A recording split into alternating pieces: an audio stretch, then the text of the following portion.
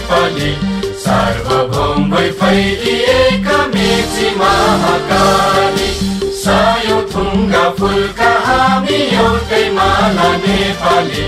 सार्वभौम भई फैलिएका मेची महाकाली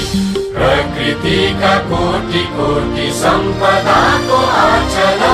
वीरहरूका रगतले स्वतन्त्र र अटल ज्ञान भूमि शान्ति भूमि तराई पहाड हिमाल